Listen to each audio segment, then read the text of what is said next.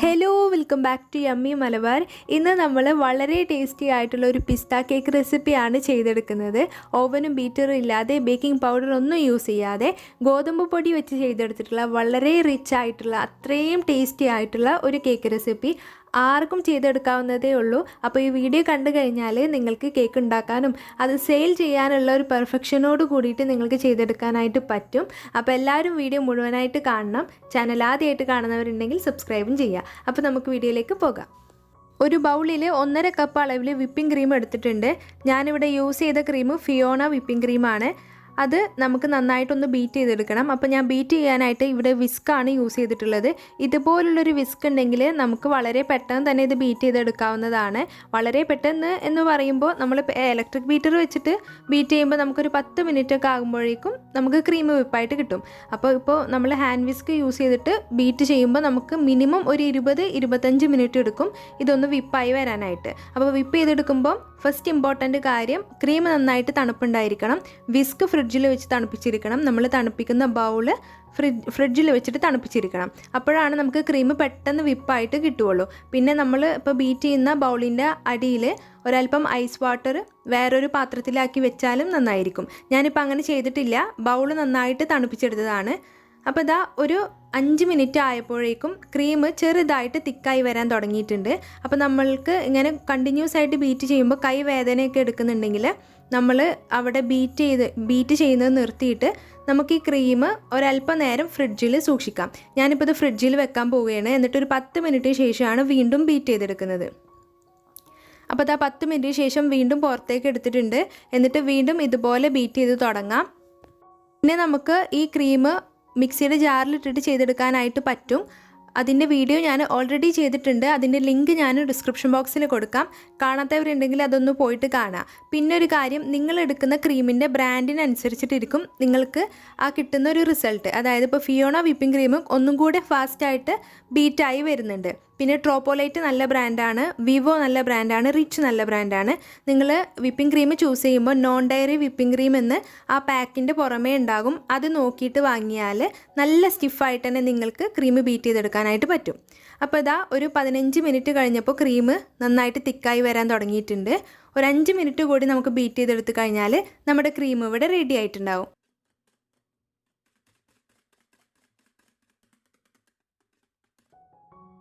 അപ്പോൾ ഇതാ നമ്മുടെ വിപ്പിംഗ് ക്രീം നല്ല സ്റ്റിഫായിട്ട് തന്നെ നമുക്ക് കിട്ടിയിട്ടുണ്ട്. നമുക്ക് ഈ ഹാൻഡ് വിസ്ക് അങ്ങ് മൂവ് ചെയ്യാൻ പറ്റാത്ത വിധത്തിൽ നല്ല ടൈറ്റായിട്ടുണ്ടാകും.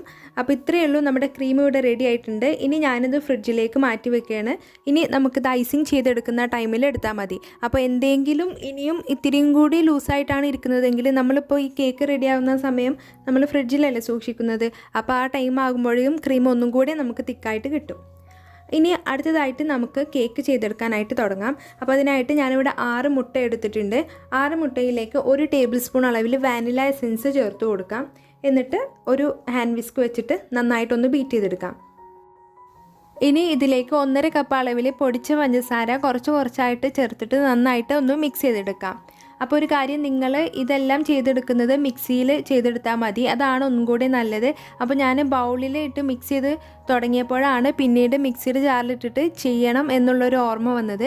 അപ്പോൾ ഞാൻ ആദ്യം ചെയ്തത് ഈ പഞ്ചസാര ജസ്റ്റ് ഒന്ന് മിക്സ് ആക്കിയതിന് ശേഷം പിന്നീട് ഈ മുട്ടൻ്റെ ബാറ്റർ ഞാൻ മിക്സിയുടെ ജാറിലേക്ക് ഒഴിച്ചിട്ട് ഒരു 2 മിനിറ്റ് ഹൈ സ്പീഡിലൊന്ന് ബ്ലെൻഡ് ചെയ്തെടുത്തതാണ്. അപ്പോൾ ആർക്കും കൺഫ്യൂഷനൊന്നും ഇല്ലല്ലോ.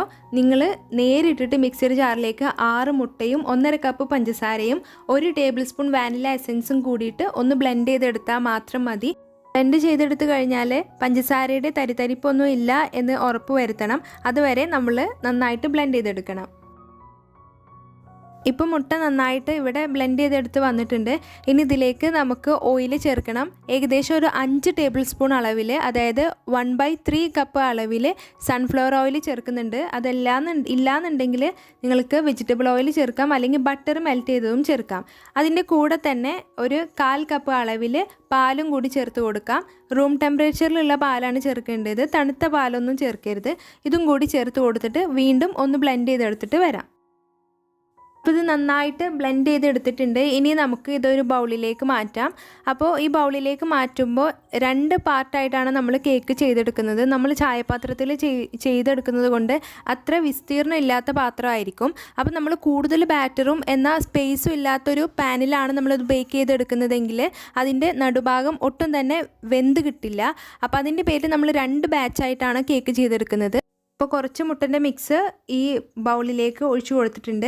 ഇനി ഇതിലേക്ക് ഡ്രൈ ഇൻഗ്രീഡിയൻസ് ചേർക്കണം. അപ്പോൾ ഡ്രൈ ഇൻഗ്രീഡിയൻ്റ് ആയിട്ട് യൂസ് ചെയ്തിട്ടുള്ളത് ഗോതമ്പ് പൊടിയാണ്. ഇതിന് പകരം നിങ്ങൾക്ക് മൈദയും എടുക്കാവുന്നതാണ് 1 കപ്പ് അളവിൽ. പിന്നെ ഒരു കാര്യം, നിങ്ങളുടെ കയ്യിൽ ബേക്കിംഗ് പൗഡർ ഉണ്ടെങ്കിൽ നിങ്ങളിപ്പോൾ ഈ ഡ്രൈ ഇൻഗ്രീഡിയൻസ് അരിച്ചെടുക്കുന്ന കൂട്ടത്തിൽ 1 ടീസ്പൂൺ അളവിൽ ബേക്കിംഗ് പൗഡറും 1/4 ടീസ്പൂൺ അളവിൽ ബേക്കിംഗ് സോഡയും കൂടിയിട്ട് ചേർത്തിട്ട് വേണം ഇത് അരിച്ചെടുക്കാനായിട്ട്. പിന്നെ ഒരു കാര്യം, ഇപ്പോൾ നമ്മളിപ്പോൾ മുട്ടൻ്റെ മിക്സ് 2 പാർട്ടായിട്ട് മാറ്റിയിട്ടുണ്ട് അല്ലേ. അപ്പോൾ അതിൽ 1 കപ്പ് അളവിൽ ചിലപ്പോൾ നിങ്ങൾക്ക് ഈ ബാറ്ററിന് 1 കപ്പ് കറക്റ്റ് ആയിട്ടുണ്ട്. ചിലപ്പോൾ നിങ്ങൾ എടുക്കുന്ന അളവ് അങ്ങോട്ടും ഇങ്ങോട്ടും മാറിപ്പോകും, വെറ്റ് ഇൻഗ്രീഡിയൻ്റ് ആയ നമ്മുടെ മുട്ടൻ്റെ മിക്സ്. അപ്പോൾ ചിലപ്പോൾ നിങ്ങൾക്ക് 1/4 കപ്പ് വരെ മൈദ അല്ലെങ്കിൽ ഗോതമ്പ് പൊടി മതിയാകും. ചിലപ്പോൾ നിങ്ങൾക്ക് ആദ്യം എടുക്കുന്ന ബാറ്ററിൽ 1/4 കപ്പ് വരെ മൈദ വേണ്ടി വരും.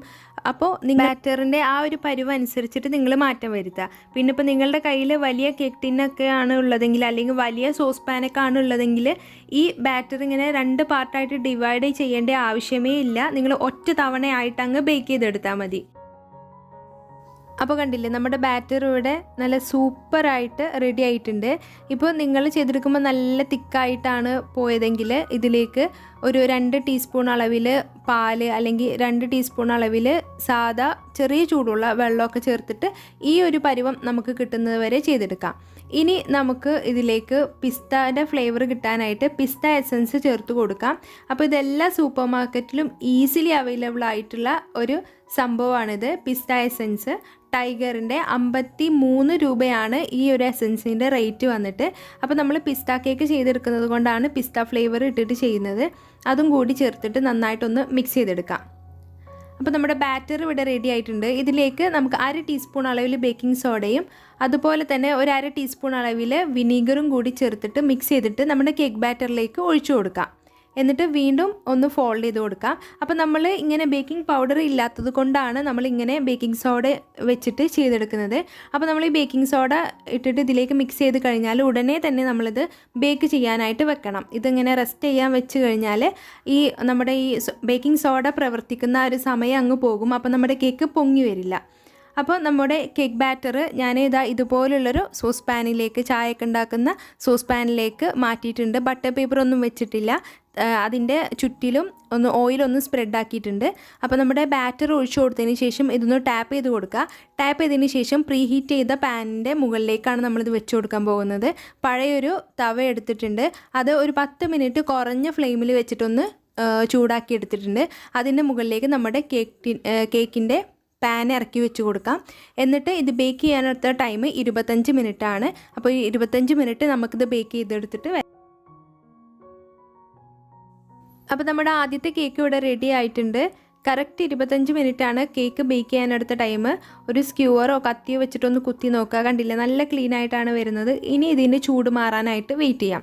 അപ്പോൾ കേക്കിൻ്റെ ചൂട് മാറുന്ന സമയം കൊണ്ട് നമുക്ക് ഷുഗർ സിറപ്പ് ചെയ്തെടുക്കാം. അപ്പോൾ ഞാൻ പാലിലാണ് ഷുഗർ സിറപ്പ് ചെയ്തെടുക്കുന്നത്. 1/4 കപ്പ് അളവിൽ പാൽ എടുത്തിട്ടുണ്ട്. അതിലേക്ക് 3 ടേബിൾ സ്പൂൺ അളവിൽ പൊടിച്ച പഞ്ചസാര കൂടി ചേർത്ത് കൊടുക്കുന്നുണ്ട്. പൊടിച്ച പഞ്ചസാര അല്ലാന്നുണ്ടെങ്കിൽ പൊടിക്കാത്ത പഞ്ചസാര ചേർത്ത് കൊടുത്താലും മതി. എൻ്റെ കയ്യിൽ ഇപ്പോൾ ഉണ്ടായതുകൊണ്ട് ഞാൻ ചേർത്ത് കൊടുത്തു ഒന്ന് മാത്രം. പിന്നെ നമ്മൾ പിസ്ത കേക്കാണല്ലോ ഉണ്ടാക്കുന്നത്. അപ്പോൾ ഒരു പിസ്ത ഫ്ലേവർ കിട്ടാനായിട്ട് ആ സെയിം എസൻസ് തന്നെ ഇതിലേക്ക് ഒരു ഡ്രോപ്പ് ഒന്ന് ഒഴിച്ചു കൊടുക്കുന്നുണ്ട്. എന്നിട്ട് മിക്സ് ചെയ്തതിന് ശേഷം നമുക്ക് ഇത് മാറ്റി വെക്കാം. കേക്ക് ചെയ്തെടുക്കുമ്പോൾ ഇതുപോലെ ഇപ്പോൾ കേക്ക് ചൂടൊക്കെ മാറുന്ന സമയത്ത് നമ്മൾ ഷുഗർ സിറപ്പ് ചെയ്തെടുക്കുക, അങ്ങനെയൊക്കെ ഓരോ നമ്മൾ ട്രിക്കി ആയിട്ട് ചെയ്താൽ നമുക്ക് ടൈം കൂടുതൽ അങ്ങ് സേവ് ചെയ്യാനായിട്ട് പറ്റും. അപ്പോൾ നമ്മുടെ കേക്ക് ചൂടൊക്കെ മാറിയിട്ടുണ്ട്. നല്ല സ്പോഞ്ചി ആയിട്ട് തന്നെ നമുക്ക് കിട്ടിയിട്ടുണ്ട്. ഇനി നമുക്ക് ഇതേപോലെ തന്നെ അടുത്ത കേക്കും നമുക്ക് റെഡിയാക്കിയെടുക്കാം. അപ്പോൾ അതിനായിട്ട് ബാക്കി ഉള്ള ആ മുട്ടൻ്റെ മിക്സ് ബൗളിലേക്ക് ഒഴിച്ചു കൊടുക്കാം. നേരത്തെ ചെയ്ത പോലെ തന്നെ ബാക്കിയുള്ള എല്ലാ കാര്യങ്ങളും അങ്ങ് ചെയ്തെടുക്കാം. അപ്പോൾ ഇതിലേക്ക് 1/4 കപ്പ് അളവിൽ ഗോതമ്പ് പൊടിയെ നമുക്ക് ആവശ്യം വന്നിട്ടുള്ളൂ. കാരണം എന്താണെന്ന് വെച്ചാൽ നമ്മളിപ്പോൾ ആദ്യം ബേക്ക് ചെയ്യാൻ വെച്ച കേക്കില്ലേ, അതിൽ ഈ മുട്ടൻ്റെ മിക്സ് ഒരല്പം കൂടിയിട്ടുണ്ട്. അപ്പോൾ അതുകൊണ്ട് നമുക്ക് 1 കപ്പ് വേണ്ടി വന്നു. അപ്പോൾ ഇതിൽ നമുക്ക് 1/4 കപ്പ് മാത്രമേ ഗോതമ്പ് പൊടി ആവശ്യം വന്നിട്ടുള്ളൂ. അപ്പോൾ നിങ്ങൾ ചെയ്തെടുക്കുമ്പോഴും ആ കാര്യങ്ങളൊക്കെ ഒന്ന് ശ്രദ്ധിക്കുക. അപ്പോൾ നമ്മുടെ ബാറ്റർ ഇവിടെ റെഡി ആയിട്ടുണ്ട്. ഇതിലേക്ക് പിസ്ത എസൻസ് ചേർത്ത് കൊടുക്കാം. പിന്നെ അവസാനമായിട്ട് നമ്മൾ നേരത്തെ ചെയ്ത പോലെ തന്നെ ബേക്കിംഗ് സോഡയും വിനീഗറും കൂടി മിക്സ് ചെയ്തിട്ട് ഇതിലേക്ക് ഒഴിച്ചു കൊടുക്കാം. അപ്പോൾ നേരത്തെ നമ്മൾ 1/2 ടീസ്പൂൺ ബേക്കിംഗ് സോഡ എടുത്തിട്ടുണ്ട്. ഇതിലേക്ക് 1/4 ടീസ്പൂൺ അളവിൽ ബേക്കിംഗ് സോഡയും പിന്നെ 1/2 ടീസ്പൂൺ അളവിൽ വിനീഗറും കൂടി ചേർത്തിട്ടാണ് ഇതിലേക്ക് ഒഴിച്ചു കൊടുക്കുന്നത്. അപ്പോൾ നമ്മുടെ ബാറ്റർ ഇവിടെ റെഡി ആയിട്ടുണ്ട്. ഇനി നമുക്കിത് ബേക്ക് ചെയ്യാനായിട്ട് വെക്കാം. നേരത്തെ ചെയ്ത പോലെ തന്നെ ഇത് ബേക്ക് ചെയ്തിട്ട് എടുക്കാം.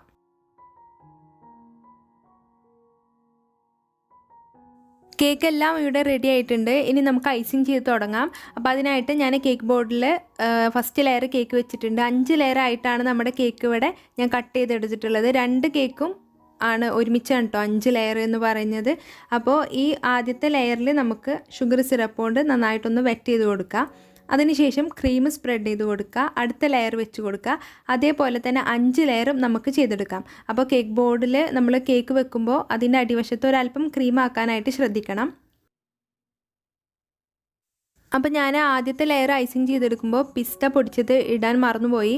അപ്പോൾ ഞാൻ സെക്കൻഡ് ലെയർ മുതൽ ഇതുപോലെ ക്രീം സ്പ്രെഡ് ചെയ്ത് കൊടുത്തതിന് ശേഷം പിസ്ത പൊടിച്ചത് ഇതിൻ്റെ മുകളിൽ ഇങ്ങനെ സ്പ്രെഡ് ചെയ്ത് കൊടുക്കുന്നുണ്ട്.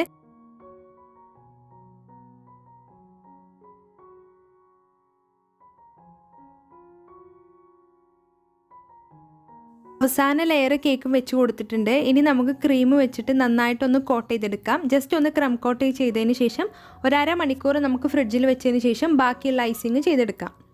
അപ്പോൾ ഇത് 1/2 മണിക്കൂർ കഴിഞ്ഞിട്ടുണ്ട്. ഇനി നമുക്ക് കേക്ക് മുഴുവനായിട്ട് നമുക്ക് ക്രീം വെച്ചിട്ടൊന്ന് കവർ ചെയ്തെടുക്കണം. അപ്പോൾ ഞാൻ കേക്ക് മുഴുവനായിട്ട് കവർ ചെയ്തെടുക്കുന്ന ക്രീമിലേക്ക് ഒരല്പം പിസ്തൻ്റെ എസൻസ് ചേർത്ത് കൊടുത്തിട്ടുണ്ട്. ഒരു ഗ്രീൻ കളർ ചെറുതായിട്ട് കിട്ടാൻ വേണ്ടിയിട്ട്. എന്നിട്ട് നമുക്ക് നന്നായിട്ടൊന്ന് കവർ ചെയ്തെടുക്കാം.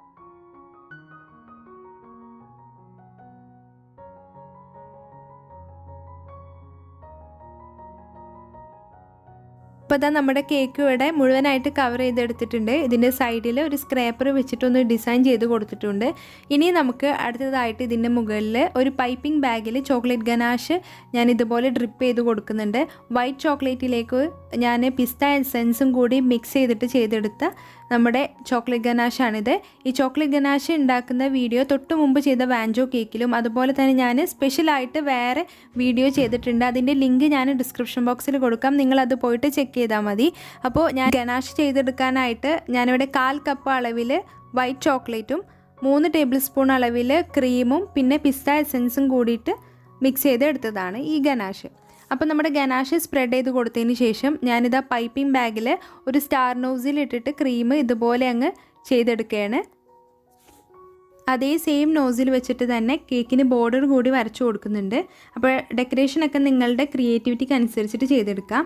അപ്പോൾ നമ്മുടെ കേക്ക് ഒരുവിധം ഡെക്കറേഷനൊക്കെ കഴിഞ്ഞിട്ടുണ്ട്. ഇനി ഞാനിതാ നമ്മുടെ വൈറ്റ് ചോക്ലേറ്റിലേക്ക് പിസ്ത എസൻസ് മിക്സ് ചെയ്തതിന് ശേഷം ഇതുപോലെ ഞാനൊന്ന് ഡെക്കറേറ്റ് ചെയ്തെടുത്തിട്ടുണ്ട്. ചോക്ലേറ്റ് ഡെക്കറേഷൻ്റെ വീഡിയോ ഞാൻ ഇനി ചെയ്യാം, വൈകാതെ തന്നെ ചെയ്യാം. ഞാൻ അത്ര എക്സ്പേർട്ട് അല്ല അതിൽ. ഒന്നും കൂടെ അതൊന്ന് പഠിച്ചതിന് ശേഷം വീഡിയോ ചെയ്യാം എന്ന് കരുതിയിട്ടാണ്. ഈ പ്ലെയിൻ ആയിട്ട് കിടക്കുന്ന കുറച്ച് പിസ്ത പൊടിച്ചത് കൂടി ഇട്ട് കൊടുക്കുന്നുണ്ട്. അപ്പോൾ നിങ്ങൾക്ക് ആ ഭാഗത്തേക്ക് പേരെഴുതണം എന്നുണ്ടെങ്കിൽ അങ്ങനെയും ചെയ്ത് കൊടുത്താൽ മതി. പിസ്ത പൊടിച്ചത് ഇട്ട് കൊടുക്കണമെന്നില്ല. അപ്പോൾ ഇത്രയേ ഉള്ളൂ നമ്മുടെ റെസിപ്പി. വളരെ വളരെ ടേസ്റ്റി ആയിട്ടുള്ള ഒരു സ്പെഷ്യൽ കേക്ക് തന്നെയാണിത്. നിങ്ങളിത് ഉറപ്പായിട്ടും ട്രൈ ചെയ്ത് നോക്കണം. വളരെ എളുപ്പമാണ് ചെയ്തെടുക്കാനായിട്ട്. അപ്പോൾ എല്ലാവർക്കും ഇന്നത്തെ വീഡിയോ ഇഷ്ടമായി എന്ന് വിശ്വസിക്കുന്നു. വീഡിയോ ഇഷ്ടമായാൽ എല്ലാവരും ഒന്ന് ലൈക്ക് ചെയ്യുക, ഷെയർ ചെയ്യുക. ചാനൽ ആദ്യമായിട്ട് കാണുന്നവരുണ്ടെങ്കിൽ സബ്സ്ക്രൈബും ചെയ്യുക. താങ്ക്